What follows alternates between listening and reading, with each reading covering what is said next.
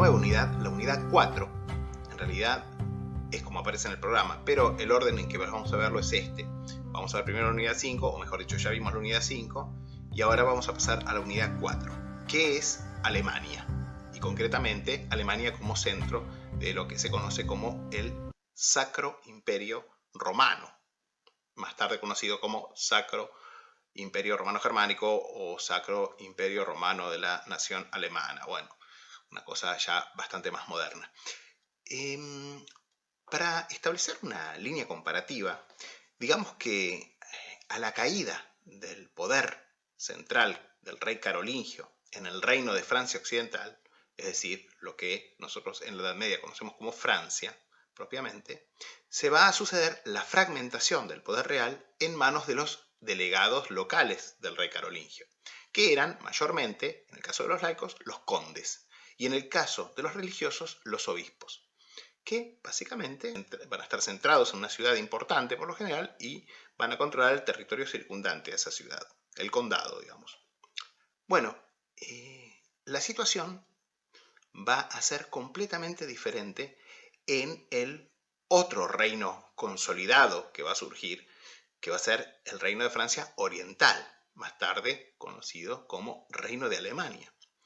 Porque allí, a la muerte del último rey carolingio de Francia Oriental, Luis el Niño, en el año 911, la autoridad real va a quedar fragmentada no en condes y obispos, sino en los duques.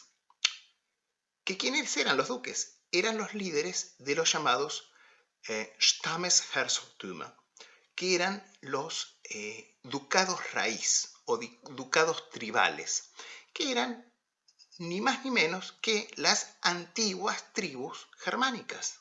O sea, básicamente el poder va a volver a sus detentadores originales, que eran los duques germánicos, digamos. Estas tribus que eran básicamente los francos, los sajones, los suavos y los bávaros. Esta división entre ducados étnicos con sus respectivas regiones históricas, Franconia, Sajonia, Suabia, Baviera, va a ser una de las bases institucionales alemanas que va a generar a lo largo de los siglos el sistema federal, en la cual la soberanía, en última instancia, radica en los constituyentes federales del Estado, que ceden alguna prerrogativa de su soberanía para el Estado-nación superior, digamos, que integra los distintos componentes federales. Y este sistema, cosa notable, va a prevalecer durante los 1100 años de historia de Alemania, con una única, probablemente breve interrupción, que es la del populismo nacionalista que va a gobernar en Alemania entre 1933 y 1945,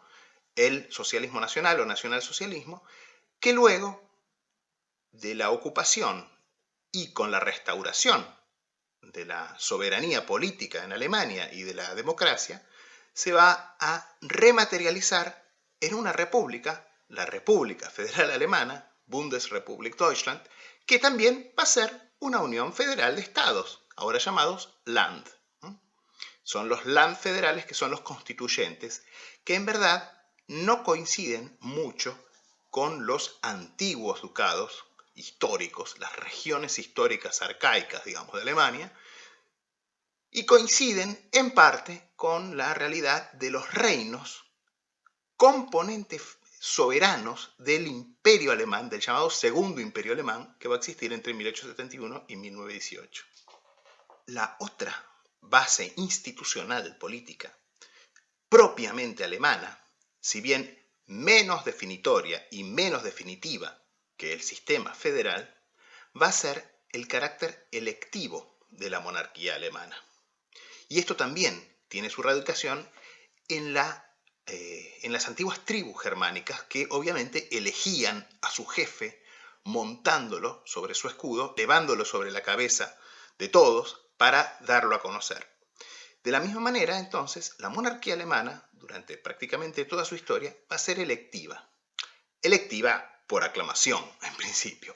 Pero en esto también hay un gran contraste con la monarquía francesa, porque de la misma manera que Francia va a ser un poder real que se va a constituir y que se va a ir consolidando desde un centro político claramente definido, que es París, justamente, que era la ciudad del conde de París, que va a ser Hugo Capeto, que va a tomar el título de rey. Justamente en Francia el sistema de la monarquía es de una predestinación divina, que recae de forma absolutamente determinada en el heredero varón siguiente, al que le toca gobernar, digamos, por línea paterna, dentro de la ley sálica, como vimos, y que básicamente no importa ni la aclamación, ni la elección, ni nada, digamos, sino que básicamente automáticamente muere el rey y su pariente varón en el orden de la sucesión es automáticamente rey. Entonces, la proclamación, el reconocimiento y la coronación son meras formalidades. En Francia ha muerto el rey, viva el rey. En Alemania va a ser muy diferente. O sea, allí sí, la coronación, la elección, la coronación, la proclamación van a tener un valor mucho más importante, digamos, porque va a mantener este carácter de monarquía electiva. Al punto que en 1356 el sistema electivo de lo que va a ser la elección del rey de Alemania, digamos, que va a caer siempre tradicionalmente entre, primero, alguno de los duques de estos Stammesherzogen, o más tarde de cualquiera de los príncipes, digamos, con derecho a ser elegidos, digamos, ¿no? Pero este sistema electivo se va a reglamentar en el año 1356, como les digo, con la sanción de la llamada Bula de Oro, que básicamente es un poco la constitución del Sacro Imperio y, entre otras cosas, establece el sistema de la elección del rey de Alemania, que automáticamente es rey de los romanos y que una vez coronado por el Papa va a ser el Sacro Romano Emperador.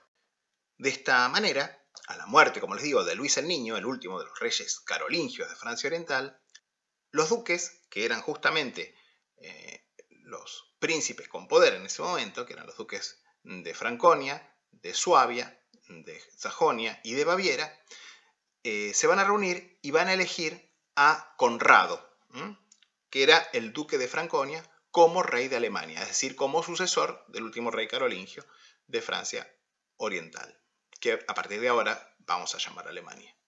El reinado de Conrado, Conrado I, fue breve y turbulento.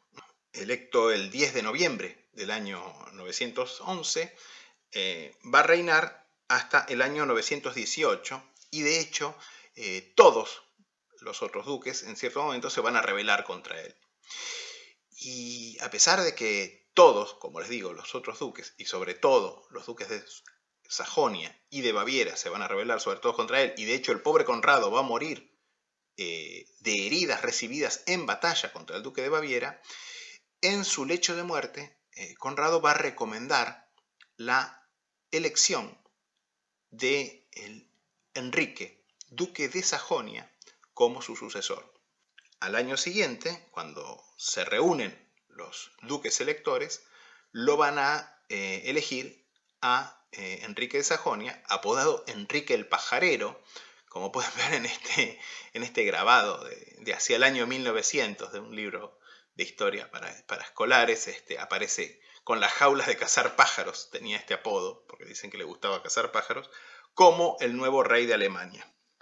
Bueno, como vimos, los sajones eran la tribu germana más tradicional. De hecho, recién fueron conquistados y cristianizados por Carlomagno, que de hecho incluso durante mucho tiempo se acusó a Carlomagno de haber sido especialmente cruel y hasta incluso se lo acusó de haber sido una especie de genocida por haber ejecutado a los nobles sajones rebeldes cuando estos ya le habían jurado lealtad y le habían jurado que no iban a volver a rebelarse. Al momento de la elección de Enrique I, Enrique el Pajarero, como rey de Alemania, corrían tiempos muy complicados, porque eran los tiempos de las invasiones de los magiares, que es uno de los últimos grandes movimientos de la llamada Volkerwanderung, ¿no? De la era de las grandes migraciones de los pueblos, que básicamente en un pueblo oriental que habían venido a través de todo el corredor de la estepa euroasiática y habían aterrizado donde es el punto de descarga final en Europa de este corredor, que es Hungría, ¿no? Panonia, Hungría, ¿no? Y desde ahí comenzaban sus raids sobre todo lo que era el este y el sur de Alemania, de la actual Alemania, Suiza e incluso también el norte de Italia. Bueno, Enrique, si bien va a sufrir una derrota inicial, más tarde Enrique va a lograr derrotar a los magiares y en esa derrota capturar a un príncipe importantísimo de los magiares, con lo cual los magiares negocian una tregua. Y esta tregua en las incursiones magiares le va a permitir a Enrique consolidar su posición, tanto dentro de Alemania como con los estados rivales vecinos. De esta manera, como ya mencionamos 2 clases atrás, Enrique va a conquistar el reino de Lotaringia y va a hacer de Lorena un ducado. En 929, 4 años después, va a rechazar una invasión eslava y también va a pacificar al norte la frontera con los daneses, que todavía estaban, digamos, en su periodo vikingo, podríamos decir. Enrique, un poco en esto sí, parecido a lo que va a ser Hugo Capetto en Francia, se va a asentar mucho sobre la Iglesia Católica para consolidar su poder interno en Alemania. Y de hecho va a fundar o refundar el monasterio de Quedlinburg, que va a ser muy importante. De hecho va a acoger sus restos y 30 años después, cuando muera su viuda, también los de su viuda. Y además Enrique va a acumular en este monasterio de Quedlinburg muchas reliquias, lo cual va a elevar a este monasterio como un centro de peregrinación y un centro religioso importante, y de ahí también un centro de propagación de la fe cristiana, porque recuerden que Alemania en esta época todavía no estaba ni siquiera completamente cristianizada, y en buena medida, buena parte de su sección norte y este estaba ocupada por eslavos, que eran totalmente paganos todavía. Bueno, entre estas reliquias que Enrique el Pajarero, Enrique I, va a acumular, va a estar la llamada Santa Lanza, que era la lanza que se decía atribuible a Longinus o Longino, que había sido el soldado romano que había dado una muerte, digamos, piadosa a Jesús, clavándole la lanza en el costado cuando Jesús agonizaba en la cruz. En verdad, la Santa Lanza, que todavía se conserva hoy en el Tesoro en Viena, según todos los estudios, digamos, de militaria que se han hecho, en realidad no es una lanza ni siquiera romana, es lo que se denomina una lanza alada, porque las hojas de los filos de la lanza parecen como aletas, de la época de Carlomagno. Pero en el Sacro Imperio romano-germánico, en el antiguo reino de Alemania, a partir de Enrique el Pajarero, y más tarde ya vamos a ver cómo reaparece en la historia este arma milagrosa y a esta santísima reliquia, obviamente para Occidente, va a jugar un papel muy importante. De manera que Enrique el Pajarero sí logró consolidar la posición de su casa y de su ducado como líder de las tribus germánicas, consolidando en buena medida el trono real alemán, y de hecho va a inaugurar una dinastía que es la conocida como dinastía otónida, no tanto en realidad por su hijo Otón, que como vamos a ver va a ser conocido como Otón el Grande, sino por su padre, que se llamaba Otón justamente. Recuerden que casi siempre las dinastías tienen el nombre del padre del fundador. De este modo, al morir Enrique el Pajarero, la sucesión va a pasar bastante suavemente, digamos, al hijo de Enrique, que se llama Otón, que va a ser conocido como Otón I y más tarde también como Otón el Grande, sin prácticamente mucha discusión. Si bien Otón va a sufrir las usuales rebeliones de los otros duques a lo largo de su reinado, en verdad su reinado va a marcar la consolidación definitiva del reino de Alemania y sobre todo de su dinastía como la gobernante. Porque como les digo, a partir de Enrique el Pajarero se va a inaugurar una sucesión de 5 reyes de Alemania, 4 generaciones que van a gobernar el reino de Alemania y luego más tarde también el Sacro Imperio de esta misma casa o dinastía.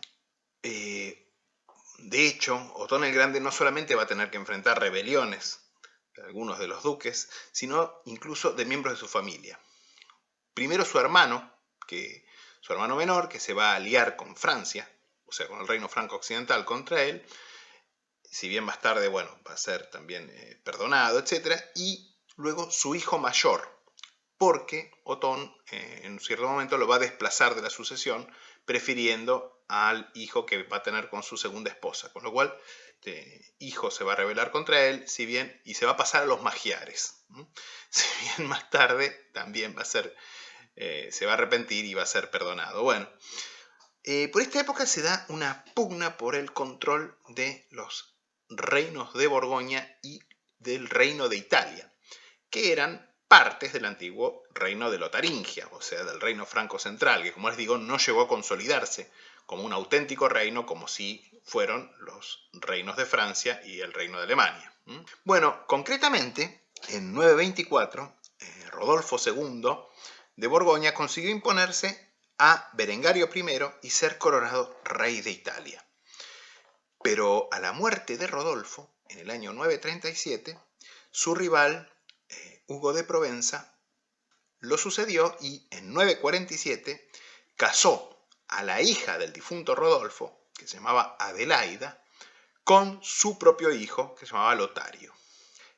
De esta manera, Hugo de Provenza buscaba consolidar su posición tanto en Borgoña como en Italia, porque Adelaida, por esta época, o sea, 947, de 15 años de edad, era la única hija y por ende la única heredera de Rodolfo, lo cual, por cierto, le daba la legitimidad en ambos reinos.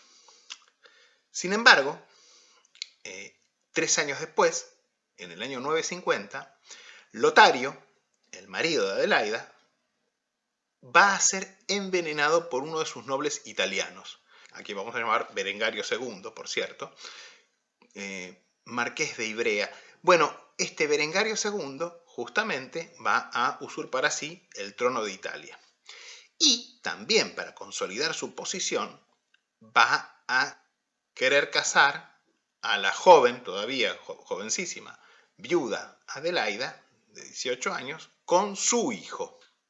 Pero Adelaida se va a negar y de hecho, aunque va a ser arrestada y aprisionada en un castillo en Garda, donde está justamente el lago de Garda, se va a escapar, va a permanecer unos días en las marismas pantanosas que rodean la zona y luego va a enviar emisarios a Otón, rey de Alemania, ¿sí? Nuestro Otón, duque de Sajonia y rey de Alemania.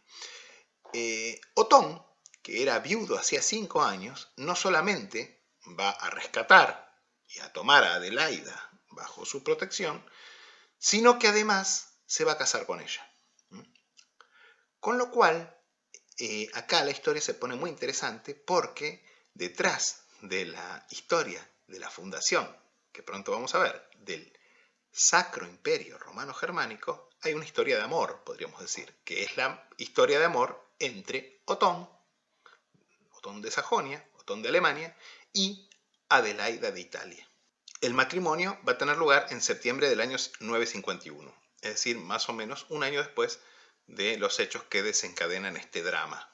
Pero justamente en la época del matrimonio entre Otón y Adelaida vienen tiempos muy muy complicados para Alemania, porque es el momento en que los magiares deciden lanzar su ataque masivo sobre Alemania, con un ejército realmente gigantesco que Otón, reuniendo a los distintos duques germánicos y a todos los ejércitos ducales y empuñando, ahora ven, la santa lanza de Longino, va a enfrentar a los magiares en el campo de Lechfeld, muy cerca de la ciudad de Augsburgo. Bueno, en esa batalla, Otón, va a obtener una brillante victoria contra los magiares, poniendo fin a los raids de este pueblo oriental invasor, de este pueblo nómade invasor en Alemania. Con lo cual, esto va a consolidar de una manera formidable la posición de Otón como líder de las tribus germánicas, como líder de Alemania. Y en buena medida, obviamente, le va a ganar el sobrenombre con que ha pasado la historia de Otón el Grande. Pero todavía va a haber cosas más grandes, porque esta brillante victoria de Otón sobre los magiares va a cristalizar sus planes de reclamar la heredad de su esposa, Adelaida, que era nada menos que el reino de Italia. De esta manera, en el año 957, Otón va a invadir Italia, reclamando justamente este reino en nombre de su esposa. Berengario II se va a retirar, no va a ofrecer inicialmente resistencia, de manera que en el 961 Otón finalmente ocupa Pavía, lo que era desde época lombarda, lo que funcionaba, la ciudad que funcionaba desde época del reino lombardo de Italia, que es básicamente de lo que estamos hablando, como capital de Italia, y va a ser coronado rey de Italia. Y al año siguiente va a marchar sobre Roma, donde, sin oposición, el Papa Juan XII va a coronar a Otón y a su esposa Adelaida como emperadores de los romanos. De esta manera va a darse el renacimiento, el tercer renacimiento del Imperio Romano de Occidente. Recordemos que ya había existido, obviamente, el Imperio Romano de Occidente, y luego, bajo Carlomagno y sus sucesores, había existido el Imperio Romano de Occidente. Y ahora se va a recrear este Imperio Romano de Occidente, que va a ser lo que más tarde va a ser conocido como el Sacro Imperio Romano Germánico, estableciendo una nueva relación de simbiosis entre el emperador laico, protector del Papa, que van a ser, digamos, las dos caras del poder en Occidente. El poder religioso, el poder espiritual y la faz laica o secular, que a la vez es el protector del poder religioso, que es el emperador, el Papa y el emperador. Esta relación, que como vamos a ver a lo largo de la historia de la Edad Media, digamos, y la historia del Sacro Imperio Romano y del Papado, va a tener muchos periodos de conflicto y de enfrentamiento muy grave entre el líder secular, el líder político, el emperador y el líder espiritual, es decir, el Papa. Como les digo, se va a prolongar durante los próximos 800 años casi. Bueno, Otón el Grande además va a mantener una política muy amistosa con el otro imperio, lo que él consideraba su contraparte oriental, el imperio bizantino, al punto de que va a casar a su hijo, correy y futuro heredero, del mismo nombre, Otón II, con una princesa bizantina, Teófano, que era una sobrina del emperador reinante por esa época, Juan Tzimiskes. De hecho, cuando Otón finalmente muere, Otón el Grande muere en el año 973, va a ser sucedido prácticamente sin inconvenientes, va a ser electo como rey de Alemania su hijo Otón II, que de hecho en realidad ya había sido electo correy de Alemania, junto con su padre, a los 6 años de edad. El hijo de Otón I y Adelaida de Italia. El hermano mayor para esta época además ya había muerto. El breve reinado de Otón II va a haber un intento fallido de anexar el sur de Italia. Seguido, este intento, por la pérdida de buena parte de los territorios eslavos al este del Elba, que habían sido conquistados por su padre Otón I luego de la victoria sobre los magiares. Poco después, en el año 983, Otón II va a morir, probablemente de malaria, porque va a morir en Roma mientras supervisaba la elección de un nuevo papa, y Roma durante toda la Edad Media era una zona súper infecciosa de malaria por los pantanos que rodeaban esta ciudad. Creo que van a ser recién disecados por Mussolini en la década del 20 o del 30, y va a ser sucedido por su único hijo, Otón III, que para esta época era un bebé. De manera que la regencia va a quedar inicialmente en manos de su madre, Teófano, esta reina coemperatriz y princesa bizantina, de origen bizantino, y luego, a la muerte de Teófano, de su abuela, nada menos que Adelaida de Italia. En 996, el joven Otón III va a marchar a Italia para reclamar la corona del Reino de Italia y el título imperial, es decir, ser coronado por el Papa.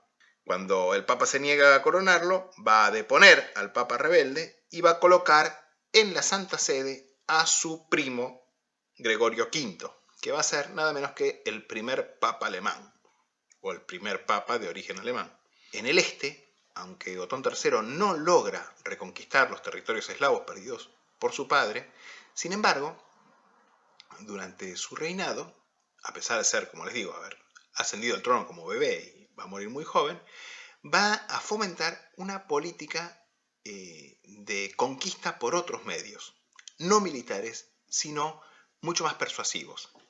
El envío de misioneros cristianos que van a tener una influencia descomunal en todo el este y centro de Europa, al punto que va a iniciar la conversión de los eslavos, sobre todo de los polacos, al cristianismo, y además los misioneros de Otón III van a jugar un papel decisivo en la conversión de San István, de San Esteban, nada menos que el primer rey cristiano de los húngaros, es decir, de lo que habían sido los magiares.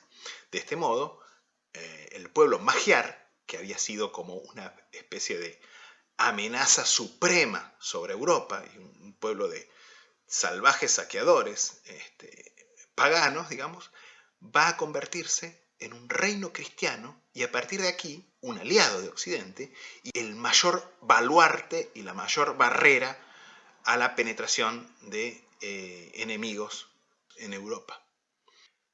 Bueno, como ya les adelanté, Otón III va a morir muy jovencito, en el año 1002, con solo 21 años, y obviamente sin herederos, y va a ser sucedido por su primo, que era Enrique IV, apodado el Joven, duque de Baviera, que va a subir al trono como Enrique II de Alemania, o sea que va a ser electo rey de Alemania como Enrique II de Alemania. En verdad, el ducado de Baviera había quedado en manos de la dinastía otónida desde el año 948. El reinado de Enrique II, que va a ser el último rey y el último emperador de la casa otónida, de la primera dinastía de reyes de Alemania y de sacros emperadores, marca la consolidación del poder imperial apoyándose cada vez más en el clero como contrapeso del poder ducal. No solo a través de concederle a la Iglesia cada vez más poder territorial, es decir, poder como feudatarios del reino de Alemania y del emperador, sino también incorporando a clérigos como funcionarios de la administración imperial. Por todo lo cual, o sea, por todo este apoyo que va a darle Enrique II a la Iglesia, va a ser canonizado y va a pasar a ser recordado por la Iglesia como San Enrique el Exuberante o San Enrique Emperador. Sin embargo, en el plano internacional, en el plano exterior, Enrique II va a revertir la política de paz que había sido practicada con los eslavos por parte de su antecesor, Otón III. Y en buena medida, a partir de Enrique II, vamos a tener en Alemania, en el Reino de Alemania concretamente, y en el Sacro Imperio en general, el fenómeno inverso al que tenemos en Francia. Mientras que en Francia, a partir de la fragmentación inicial, el poder va a ir reconcentrándose gradualmente, reconstruyéndose el poder real en cabeza de los reyes capetos, a partir sobre todo del reinado de Enrique II en Alemania, en todo el Sacro Imperio, no solamente en Alemania, sino también en el Reino de Italia, que era otro de los reinos constituyentes del Sacro Imperio, se va a dar el fenómeno contrario, es decir, la gradual fragmentación del poder central. Ahora sí, en buena medida, cada vez más en manos no ya de los grandes duques, sino de feudatarios locales, tanto laicos, es decir, condes, etc., como sobre todo eclesiásticos, en especial los grandes arzobispados renanos y también los obispos e incluso abades. Y más tarde, y sobre todo, en la cada vez más creciente incorporación como constituyentes también políticos del imperio de las llamadas ciudades libres imperiales, que son simplemente comunas, es decir, repúblicas municipales, controladas por la burguesía. Pero esto lo vamos a ver sobre todo a partir del periodo siguiente, que vamos a ver en la clase que viene. En septiembre de 1024, a la muerte de Enrique II sin hijos, los duques nuevamente se van a reunir y van a elegir a Conrado II, duque de Franconia, como el nuevo rey de Alemania. Esto va a inaugurar así la segunda dinastía de gobernantes, los llamados salios o francos. En 1027, Conrado va a ser coronado emperador por el Papa Juan XIX. El reinado de Conrado II va a seguir el proceso de consolidación centrada en el reino de Alemania y no tanto en el proceso de restauración del Imperio Romano de Occidente practicado por Otón I, II y III, sino, como les digo, más en el proceso de consolidación del reino de Alemania, sobre todo, que había sido iniciado por Enrique II, el último rey y emperador de la dinastía otónida. El reinado de Conrado II va a tener como máximo logro la anexión del reino de Borgoña en 1032-33, que va a quedar así incorporado como un reino más del Sacro Imperio. Y ya vamos a ver que va a haber otro reino más. Pero en principio tenemos el reino de Alemania, el reino de Italia como constituyentes del Sacro Imperio, el reino de Borgoña ahora también, que en verdad era muy menguado comparado con lo que había sido el reino de Lotaringia, y más tarde se va a agregar el reino de Bohemia también. En 1039, Conrado va a ser sucedido por su hijo, Enrique III, que ya había sido electo correy en Alemania desde 1028 y había sido también investido con él la corona de rey de Borgoña desde 1038. Coronado emperador en 1046, su reinado va a haber mucha actividad militar en Lorena, en Bohemia y en Hungría. En la mayoría de los casos se va a imponer el ejército de Enrique III. Si bien este periodo es visto por los historiadores como el inicio de la crisis de la dinastía Salia. Durante su reinado, Speyer, como se la llama en castellano, que queda en la Renania del Sur, podríamos decir, va a funcionar como la virtual capital, digamos, del Sacro Imperio y de Alemania. Si bien tengamos en cuenta que, a diferencia justamente, otra de las claras diferencias entre el reino de Francia y el reino de Alemania, y el Sacro Imperio en general, es que, mientras que Francia tiene una clarísima y bien definida capital, que es París, en el Sacro Imperio, digamos, la capital va a ser simplemente la residencia temporaria del emperador, con lo cual no hay una capital definida.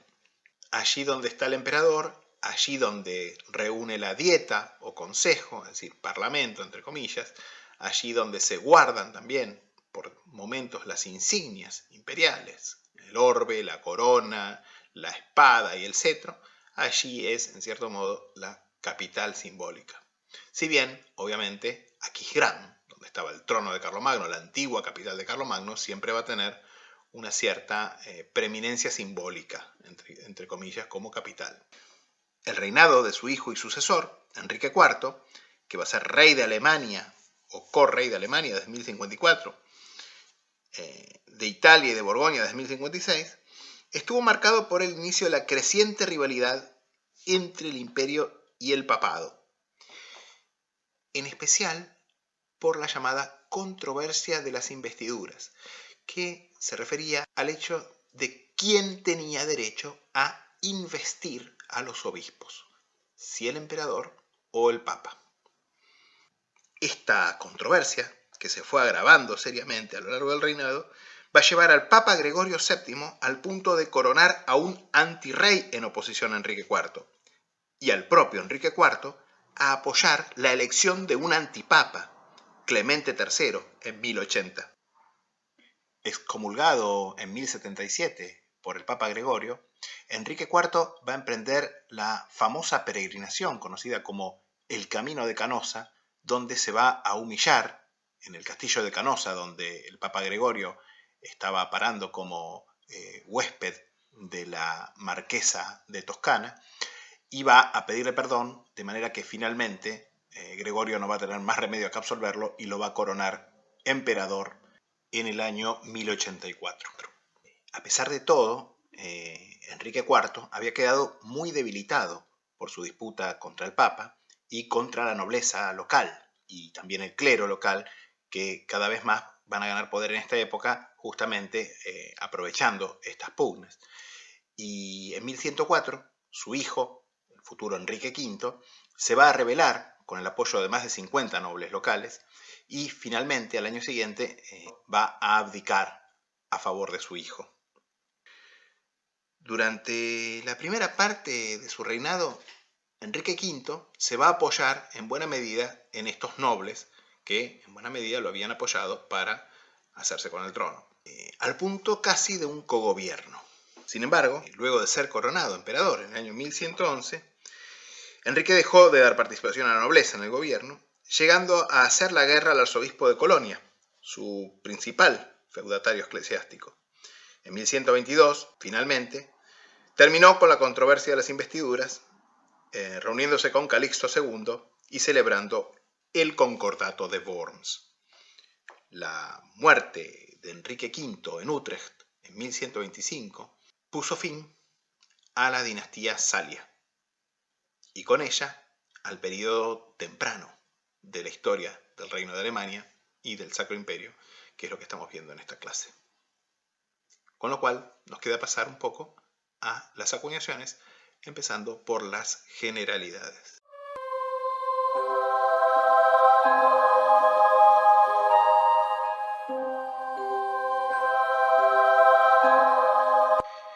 Bueno, y ahora vamos a pasar a la parte que más nos interesa a nosotros, que es el de las monedas. Antes que nada, digamos que el periodo que vamos a estudiar en esta primera clase dedicada a Alemania, y que en realidad incluye también para los alemanes la época carolingia, es el periodo que ellos denominan, los numismáticos alemanes denominan, periodo der Überregionalen Pfennige, el periodo del penique suprarregional, podríamos decir. ¿Por qué lo llaman así? Bueno, porque en esta época el penique, el denario de plata, la moneda principal y casi única en realidad, porque ocasionalmente se acuña el óbolo también, que es el medio denario, pero básicamente es el penique o denario la moneda de esta época, se acuña a lo largo de todos los talleres y de todas las regiones, digamos, de Alemania, con un estándar similar. Esto no quiere decir que no haya habido variaciones, en el sentido que, bueno, en la época de Ludovico Pío y hasta en buena medida época otónida, los peniques o denarios suelen pesar cerca de 1,80 gramos, etcétera, a 1,50 gramos, y a fines de este periodo que vamos a ver en esta clase de hoy, que coincide con las dinastías otónida y Salia sobre todo, ya las monedas perdieron bastante peso. Sin embargo, las acuñaciones se hacen más o menos a un mismo estándar y el penique o denario va a mantener un estándar de plata bastante fina. Antes que nada también digamos que hay un contraste muy grande con lo que pasa en el Reino de Francia Occidental, es decir, lo que más tarde va a ser Francia, comparado con el Reino de Francia Media, que en buena medida estudiamos cuando estudiamos las clases de la unidad 5, Lotaringia, y el Reino de Germania o Alemania o Reino Franco Oriental. Y es el hecho de que, a diferencia de esos otros dos reinos, en el Reino Franco Oriental, lo que más tarde va a ser Alemania, había muy pocas secas. En verdad, tenemos antes que nada los talleres renanos de Colonia, Treveri, Aquisgrán y varias secas menores, que sin embargo recién van a quedar incorporados al Reino de Francia Oriental en época otónida. Antes correspondían al Reino de Francia Media. Lo mismo los talleres que están un poco más al sur, que son los de Alsacia y Lorena, digamos, ¿no? Estrasburgo, Toul, Verdún, Metz.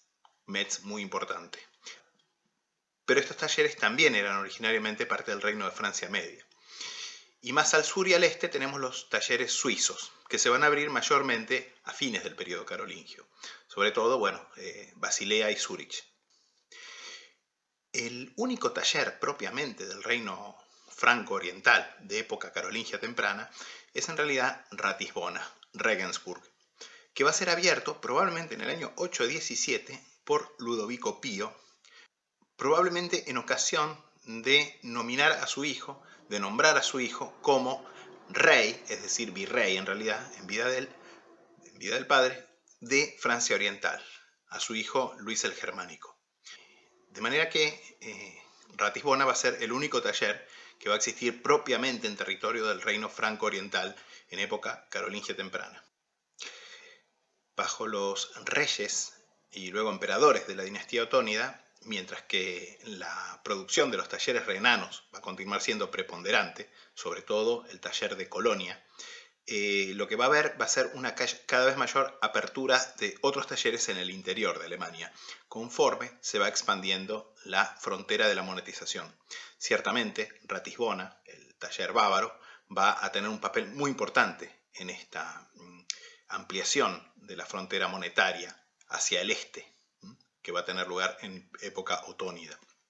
En buena medida esta ampliación se va a dar porque, primero, los emperadores van a estar interesados en ampliar el área de monetización, concediendo lo que se llamaba el derecho de mercado, impuesto y moneda a distintos feudatarios, a distintos señores feudales dependientes de él. Mercatum, teloneum et moneta. Es decir, otorgando el derecho de acuñación para que justamente hubiera más acuñación de moneda. El principal problema es que en esta época todavía en Alemania había muy poca plata, muy pocas minas de plata. Las principales, con mucho, eran las cercanas a la ciudad de Goslar, en Alta Sajonia, que básicamente era uno de los pocos privilegios que tenía el rey de los romanos, es decir, el rey de Alemania, digamos, para sí, digamos, porque si bien quedaba en territorio de los duques de Sajonia, en principio, en verdad las minas de plata pertenecían al rey, con lo cual, digamos, en principio tenían ese recurso, que era muy importante, justamente. Por eso en Goslar funcionaba una ceca real, es decir, una ceca, lo que los alemanes llaman una Reichsmundsätze, o sea, una ceca imperial o ceca real, que era directamente dependencia del rey.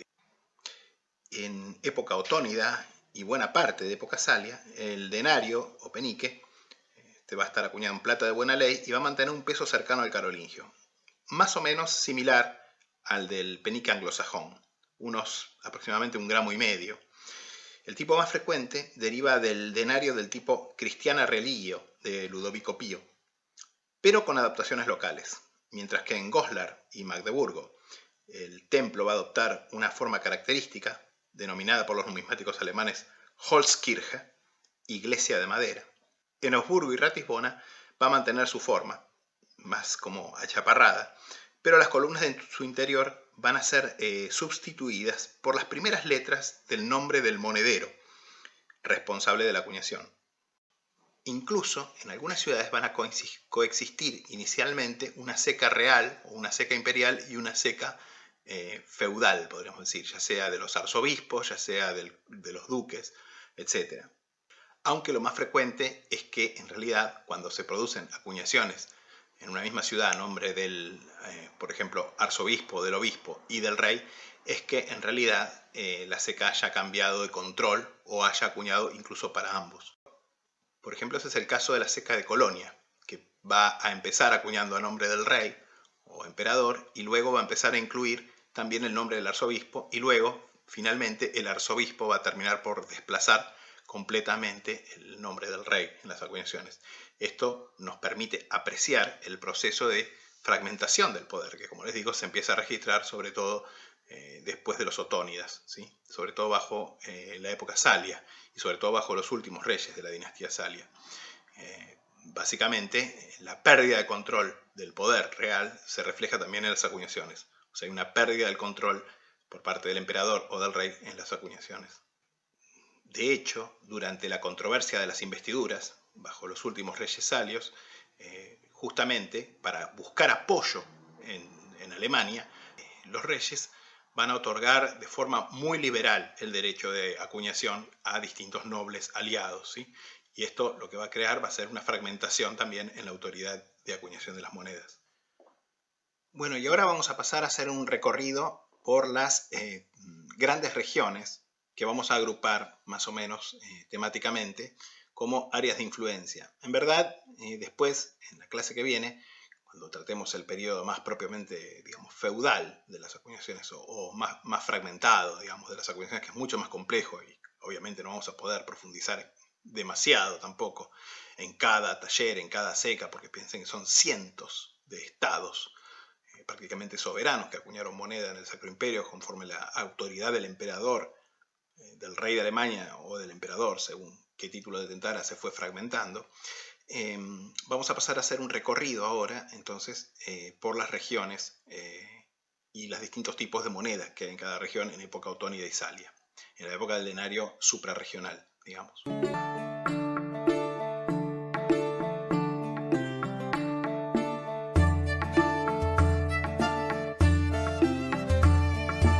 Bueno, empezamos entonces con la zona de Renania. De hecho, Renania y un poquito Westfalia, si bien prácticamente no hay secas en esta región, Westfalia es la zona paralela a la Renania que queda hacia el interior de Alemania. De hecho, más adelante, vamos a ver la clase que viene, luego de la caída de Enrique el León, Federico I Barbarroja otorgó el ducado de Westfalia a los arzobispos de Colonia, con lo cual, digamos, quedaron en cierto modo incorporado también esta región a la zona de influencia de Colonia. Bueno, obviamente en Renania la ceca más importante es Colonia, Köln, o Colonia Agrippinensium, como era conocida por su nombre cuando fue fundada por los romanos. De hecho, Colonia era la ceca más antigua de Alemania. Fue abierta a mediados del siglo III después de Cristo, bajo el emperador Galieno empieza a operar. Con lo cual, digamos, tiene una larguísima historia Colonia como ceca. Bueno, en Colonia inicialmente va a pasar primero, a fines de época carolingia, va a estar primero en manos de Luis el Niño, el último rey carolingio del reino franco oriental, o sea de Alemania, y luego, por un tiempo, cuando Carlos el Simple, rey de Francia Occidental, ocupa Renania, va a acuñar Colonia a nombre de Carlos el Simple. Y fíjense que el tipo que se acuña inicialmente en Colonia es el tipo muy conocido, muy famoso, el tipo denominado Sancta Colonia, que básicamente deriva del tipo introducido por Ludovico Pío, con la ceca en reverso y la cruz en anverso. Si bien la ceca, que puede aparecer en las otras cecas en dos líneas, acá, a partir de esta época, va a aparecer de forma cruciforme, con el monograma, que sería Sancta, Colonia a través del campo, y abajo la A, que probablemente puede ser parte de la abreviatura de Sancta o puede ser abreviatura de Agrippinensium, que era el nombre de la ciudad, o sea, algo así como Sancta Colonia Agrippinensium. Bueno, bajo los primeros tres otones, las acuñaciones van a continuar bajo la misma forma o diseño, la misma disposición, solo que va a cambiar el nombre, obviamente, del rey en anverso, van a venir a nombre de Otón. Y estas acuñaciones, sin embargo, a partir del año 1024, en que se introducen nuevos diseños, nuevos tipos, bajo el arzobispo Pilgrim, que acuña inicialmente con Conrado, con el emperador Conrado, tenemos ya que las acuñaciones empiezan a incluir el nombre del arzobispo. Y esto va a ser frecuente porque básicamente estamos viendo cómo los arzobispos de Colonia pasan a controlar gradualmente la ceca. Así, bajo los arzobispos Pilgrim, entre 1027 y 1036, su sucesor, Germán II, entre 1036 y 1056, y por último, el arzobispo Anno, o San Anno, entre 1056 y 1075, vamos a tener acuñaciones a nombre conjunto del emperador y del arzobispo. Sin embargo, en el último periodo de este último arzobispo, se va a introducir el tipo que va a ser por muchos años el tipo usual de los peniques, no solo de Colonia, sino de toda su zona de influencia, es decir, prácticamente de toda Renania y Westfalia, que tiene en anverso el busto de medio cuerpo del arzobispo con sus atributos y su titulatura en torno. Y en reverso una vista de la Catedral Vieja de Colonia con la inscripción en torno Sancta Colonia. Si bien durante varios años las leyendas se van a volver cada vez más corruptas, muestra de del analfabetismo de los operarios encargados de grabar los cuños. Colonia controlaba además un buen número de ciudades menores que también realizaron acuñaciones. Más que nada porque recibieron el derecho a acuñación directamente del arzobispo y acuñaron moneda en su nombre. La más importante, la ceca de Soest, cuyas primeras acuñaciones, como pueden ver acá, son prácticamente imitaciones de las de Colonia. Otras cecas importantes en esta época en Renania son las de Duisburgo, Dortmund y Remagen. Los principados obispados de Minden, Münster y Osnabrück y la abadía imperial de Corbeil. En la vecina Renania del Sur, la ceca principal va a ser la del arzobispado de Maguncia, cuyos arzobispos, por cierto, eran los arzobispos primados de Alemania y encargados de la coronación del rey de Alemania. Si bien, como señores, territorialmente eran mucho menos importantes que los arzobispos de Colonia. Las acuñaciones de Maguncia siguen una historia bastante paralela a las de Colonia. Maguncia también va a comenzar como una ceca imperial o real, acuñando peniques del tipo Holzkirche bajo los tres otones. Si bien ya bajo Enrique II, Conrado, Enrique III, Enrique IV y Enrique V, se acuñan a veces a nombre conjunto del arzobispo y del rey. En ocasiones a nombre del rey solo y a menudo a nombre del arzobispo solo, que va a ser la regla luego de la muerte de Enrique V. La otra ceca principal es la del tercer arzobispado renano, el de Treveri, que acuña como ceca real hasta el año 1024, luego a nombre del rey y del arzobispo, y finalmente, desde la muerte de Conrado II en 1039, a nombre solamente de los arzobispos.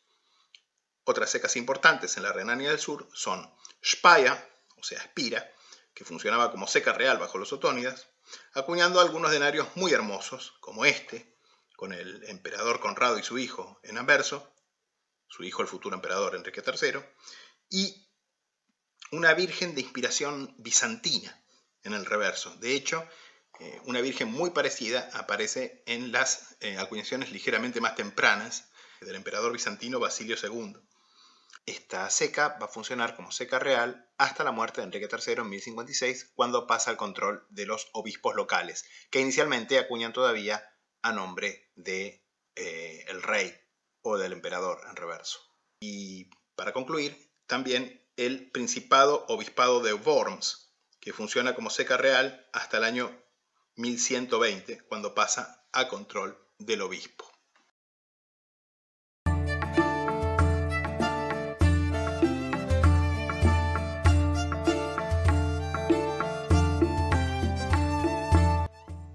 Bueno, moviéndonos hacia el sur y hacia el este, vamos a ver las regiones históricas alemanas de Hesse, Suabia, Baviera y Franconia. Las vamos a tratar en conjunto en esta primera clase de Alemania porque en esta época obviamente hay bastantes menos secas, lo que va a haber más tarde en los periodos siguientes. En la vecina Hesse tenemos como secas principales las de las abadías imperiales de Fulda y Hersfeld, abiertas en el siglo XI. Esta región, recientemente cristianizada, va a tener poca actividad monetaria aún. En cuanto a las primeras monedas suabas, son las del duque Hermann, que reinó entre 926 y 949, que acuña en Breisach y en Zúrich, actualmente Suiza. A eso hay que agregar la ceca imperial de Esslingen, abierta bajo Otón III y cerrada bajo Enrique II. Pero la ceca más importante va a ser Augsburgo, en Suabia Superior, que inicia sus acuñaciones como ceca obispal bajo el obispo San Ulrico hacia el año 948, pero que también eventualmente acuña como ceca real o imperial para Enrique II. Aunque la mayoría de los denarios son del tipo del templo con el nombre del monedero, que ya expliqué, que básicamente es un tipo probablemente copiado de la ceca de Ratisbona, o sea, Regensburg en Baviera, los de Enrique II y los de su contemporáneo, el obispo Bruno, traen magníficos retratos. Son realmente monedas muy hermosas. La tipología, estilo y forma de las acuñaciones de Augsburgo tienen un increíble paralelismo, como les adelanté, con las de la ceca de Ratisbona, que probablemente es el modelo, en la vecina Baviera. En esta ciudad funciona, a partir de Arnulfo, 907-937, la ceca de los duques de Baviera, produciendo inicialmente denarios del tipo del templo que, a partir del duque Enrique I, el primer duque otónida, desde 948, sustituyen las columnas por el nombre del monedero. Sin embargo, cuando Enrique IV, el joven duque de Baviera, se convierte por fin en Enrique II, rey de Alemania, se acuñan denarios muy hermosos con su retrato, similares a los de Augsburgo. Los duques de Baviera operaron también otras secas, como Eichstätt, en la vecina Franconia, si bien esas monedas son muy raras. En esta región, en Franconia, la ciudad principal, Nuremberg, recién inicia sus acuñaciones como seca imperial a fines del siglo XI, por lo que no la vamos a tratar acá. Otras secas incluyen el obispado de Bamberg, que inicia sus acuñaciones por la misma época.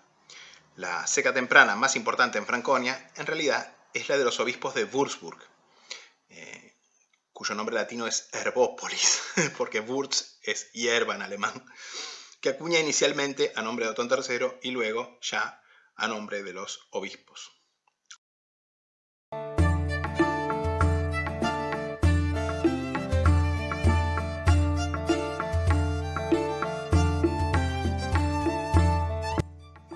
Bueno, finalmente pasamos, ya nos vamos al este y al norte, y vemos Baja Sajonia, Turingia y Sajonia.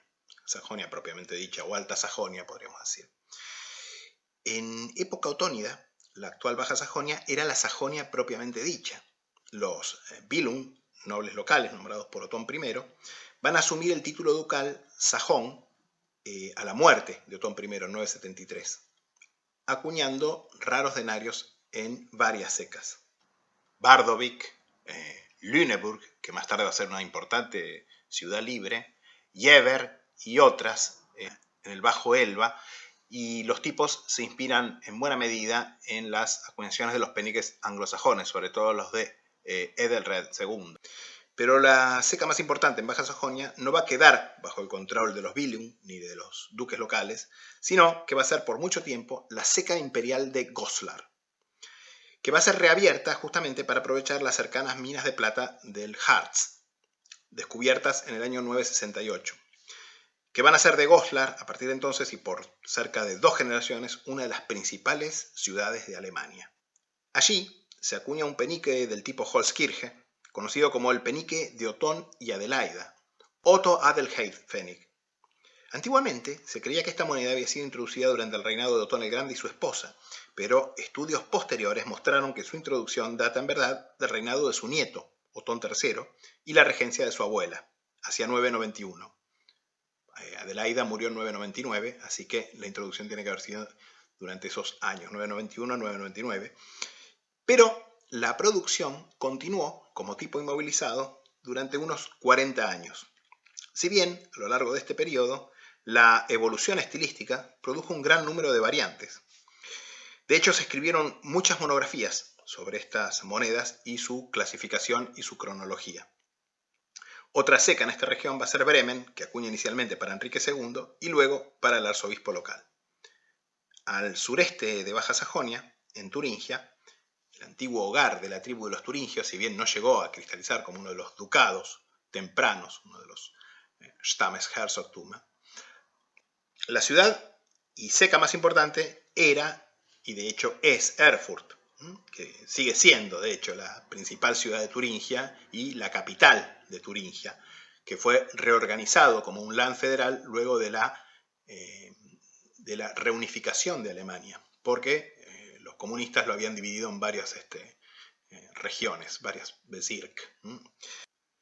En esta ciudad van a operar al mismo tiempo 2 secas, una bajo la autoridad de los arzobispos de Maguncia, produciendo denarios del tipo Holzkirche, y otra imperial, acuñando denarios mucho más hermosos y originales como este, a nombre de Enrique III. De hecho, voy a mostrarles un denario de estos. Finalmente, tenemos la Alta Sajonia, que es una región que se corresponde más o menos con los land federales actuales de Sajonia-Anhalt y Sajonia propiamente dicha, que era lo que era el antiguo, o mejor dicho, el reino de Sajonia en el siglo XIX. ¿Sí? Bueno, esta región en verdad es una región bastante salvaje, agreste y todavía poco desarrollada, digamos, todavía muy habitada por eslavos. En esta región, las monedas más antiguas son las conocidas por los coleccionistas del siglo XIX como Wendenpfennig, es decir, peniques wendos, por la tribu eslava de los wendos que habitaba en estos territorios. y en lo que actualmente es todo el noreste de Alemania. También se los conocía como Sachsenpfennig, peniques sajones, ya que son las monedas más antiguas que parecen originarse en lo que hoy es Sajonia. Randpfennige, peniques de contorno, o también Hochrandpfennige, peniques de contorno elevado, podríamos decir. Se trata de una categoría muy compleja, que incluye varias series. La falta de leyenda, que suelen aparecer sustituidas por palotes, hace muy difícil su atribución a una ceca o fecha precisa. Las primeras, originadas según un estudio reciente, Hobbs, Beck, Gellerich y Steuer, 2004, hacia los años 930 o 940, son imitaciones crudas del tipo Cristiana Religio de Ludovico Pío, en cospeles de peso cercano al carolingio, más o menos como los denarios otónidas, 1,5 gramos, y un diámetro amplio, de unos 21 a 22 milímetros. La fecha de inicio de estas acuñaciones, sugerida por Bernd Kluge, que es hoy en día el máximo experto sajón de numismática, es el año 942, que es el año de apertura de la ceca imperial de Magdeburgo, que según algunos habría sido la ceca principal de las acuñaciones tempranas de Sachsenpfennig. Sin embargo, en torno al año 1000, la ceca de Magdeburgo pasó a producir monedas regulares basadas en el penique de Otonia o de Adelaida, pero con el nombre de la ceca escrito Magdeburg. Para esta época, otras cecas irregulares pasan a producir el llamado Sachsenpfennig. La que más seguramente formó parte de estas acuñaciones es la ceca de Meissen, pero otras pueden haber sido Bremen, Halle-Wittgenstein, Merseburg y Naumburg. Sin duda, Meissen, como les digo, tiene que haber sido la más importante porque estaba bien ubicada para recibir el mineral precioso que empezaba a minarse ya por entonces en la cordillera del Erzgebirge, de los montes metálicos, y que de hecho en Baja Edad Media va a ser la principal ceca sajona.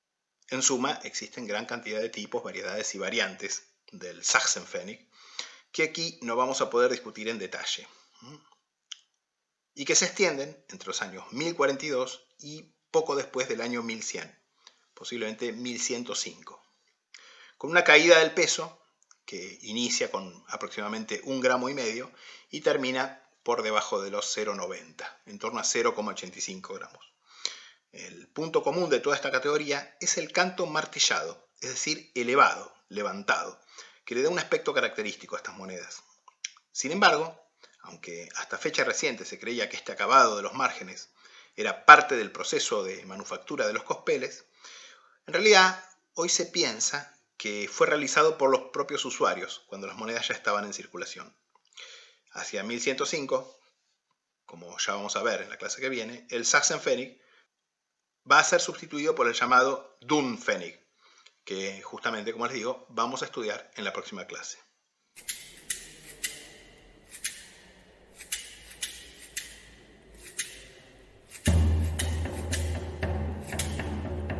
Bueno, nos preparamos para ver algunas monedas alemanas muy antiguas y de hecho, bueno, las primeras monedas alemanas, por cierto, porque estamos en primeros siglos, de primeros 150 años de existencia de Alemania. Vamos a empezar con una moneda de Colonia. Esta es la moneda, el Denar o Pfennig, denario o penique, de Conrado II y el arzobispo Pilgrim. Fíjense qué linda moneda. Bueno, la verdad que las monedas de esta época son bastante raras, por cierto, y en este caso es una moneda muy hermosa y muy llena de información, porque en la titulatura en torno, a partir de la cruz inicial, menciona a Conrado como emperador. Conradus imp. Y la cruz que aparece en el centro del anverso menciona al arzobispo Pilgrim. La cruz está cantonada del nombre del arzobispo. La moneda está acuñada entre 1027 y 1036. Y el reverso, que está inspirado obviamente en las monedas de Ludovico Pío con el templo carolingio. Tiene un templo de 5 columnas con la inscripción en torno Sancta Colonia. La moneda pesa 1,40 gramos y tengan en cuenta que el denario o penique de Colonia va a ser una de las monedas más importantes de la historia monetaria alemana temprana, porque además Colonia va a establecer el estándar de peso que va a aplicarse en buena parte de Renania, y además el marco de Colonia, que era la unidad de peso para los metales preciosos, sobre todo para la plata, va a ser usado en prácticamente toda Alemania y va a llegar a aplicarse con modificaciones de peso, incluso en lugares como el mundo eslavo e incluso hasta en Castilla, porque el marco castellano era un derivado del marco de Colonia también. Bueno, pasamos ahora a la ceca imperial de Goslar en Baja Sajonia. Concretamente, la ceca esta existía porque estaban las minas de plata de los montes Herz, cerca de ahí. Y este es uno de los primeros tipos de moneda que se acuñaron en Goslar. Obviamente es un denario del tipo de los denominados Holzkirche, iglesia de madera, y concretamente este es el famoso Otto Adelheid Pfennig, el penique de Otón y Adelaida, acuñado desde la época del reinado de Otón III con la regencia de su abuela Adelaida de Italia en la ceca de Goslar, si bien las acuñaciones continuaron durante unos 40 años con esta tipología. Fíjense que el nombre del emperador aparece como Odo con doble D, que es la forma normal que tiene en esta época, cantonando la cruz, las 4 letras del nombre cantonando la cruz en un verso. Y esta moneda pesa 1,35 gramos, probablemente sea posterior a la muerte de Otón.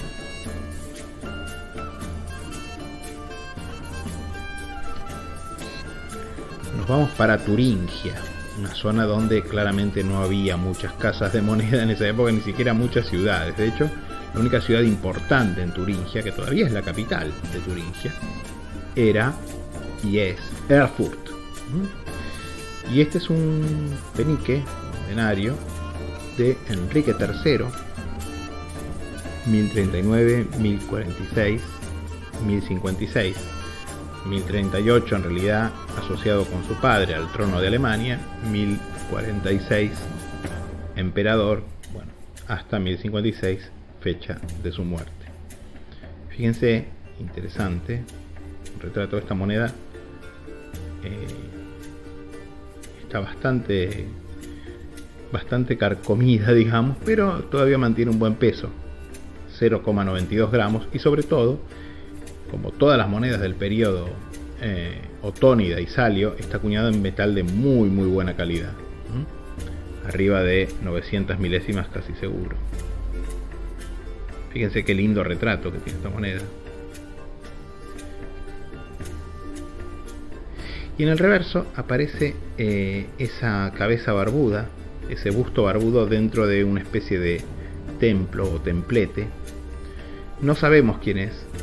Las referencias dicen simplemente Bärtiger Kopf o Bärtiges Bust, busto barbado, pero probablemente es algún santo local que está como protegido dentro de este edificio, digamos.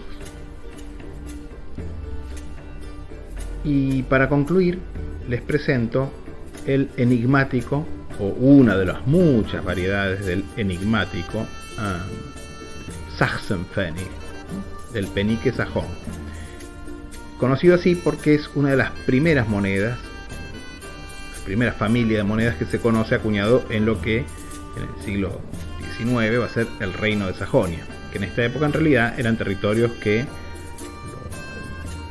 duques de Sajonia estaban conquistándole a los eslavos. Y también ustedes recordarán que estas monedas se las conoce como Hochragpfennig, el penique del borde elevado, y como pueden ver, esta moneda está como martillada en los bordes. Bueno, esto es lo que se considera como una de las principales características de estas monedas. Fíjense que las leyendas son completamente incoherentes, si bien el tipo deriva obviamente de los peniques del tipo Holzkirche, con la cruz cantonada con el nombre de Otto, o Odo, que se acuñan en varias secas, por cierto, ya vimos que se acuñan en un montón de secas, pero probablemente, bueno, en este caso la más cercana probablemente fuera Magdeburgo. Si bien esta moneda ya es más tardía, es una moneda hacia el año 1050, 1080 probablemente, y concretamente pesa 0,84 gramos, incluso 1100 puede llegar a ser. Y probablemente la seca, bueno, obviamente no es Magdeburgo, puede ser Meissen o puede ser alguna otra. El penique de borde elevado. Ahí pueden ver bien el canto liso que tiene, el canto martillado. Y para despedirnos, mucho más moderno, pero